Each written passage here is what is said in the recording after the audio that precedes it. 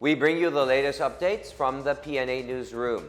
The number of people testing positive for COVID-19 has slightly decreased in the National Capital Region or NCR. In the latest OCTA report, NCR's positivity rate is down to 14.3% as of December 14 from 14.5% on December 11. This indicates that infections in the NCR is already decreasing, and the number next week will confirm if the trends will hold, said OCTA Research Group fellow Dr. Guido David. As of December 15, areas with the highest number of new cases include NCR, Laguna, Cebu, Cavite, and Rizal. DOH Officer in Charge Undersecretary Maria Rosario Vergere earlier said there is no need to panic over slight increases in the number of cases as long as the hospital admissions are manageable. To date, no large number of severe and critical cases are reported in the region. Incoming unvaccinated travelers 15 years old and above will need to present a certified negative antigen test upon arrival to the country. The Department of Health said the antigen test must be taken within 24 hours before the date and the time of the traveler's arrival to the Philippines. Likewise, the department requires inbound travelers to present proof that they are fully vaccinated. DOH Officer in Charge Maria Rosario Vergere said travelers can also use the vaccination cards issued by the local government. The country's tourism earnings have reached 130 billion pesos, while arrivals climbed to more than 2.39 million as of October this year. Tourism Secretary Cristina Frasco said the easing of travel restrictions and health protocols had contributed to the high tourism revenues.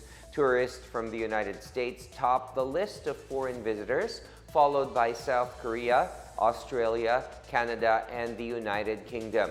Frasco said this year's arrivals exceeded previous projections of the Department of Tourism of 1.7 million by the end of this year. She, however, clarified that the said figures are still far from pre-pandemic levels. Frasco attributes the rise in the number of tourist arrivals to the distinct warmth and hospitality of Filipinos. For 2023, the DOT targets to reach at least 3 million to 4 million tourist arrivals. The DOT aims to reintroduce the Philippines as a premier tourist destination through the newly launched Bisita, Be My Guest campaign.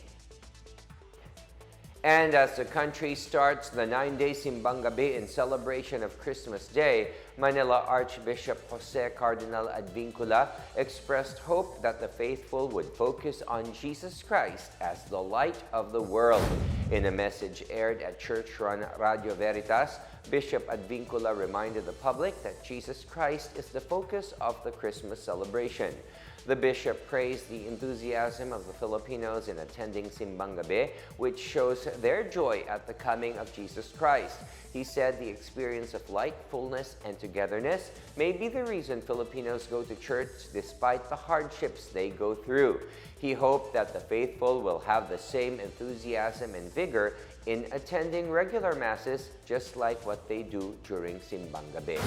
Meanwhile, Legazpi Bishop Joel Bailon of the Catholic Bishops' Conference of the Philippines expressed support for the celebration of Simbang Gabi as well as the Misa de Gallo on Christmas Eve for persons deprived of liberty. The bishop said over Radio Veritas that they hope to celebrate the Simbang Gabi for those in jail whenever a priest is available. However, he said this will depend on whether the wardens and prison officers will allow it.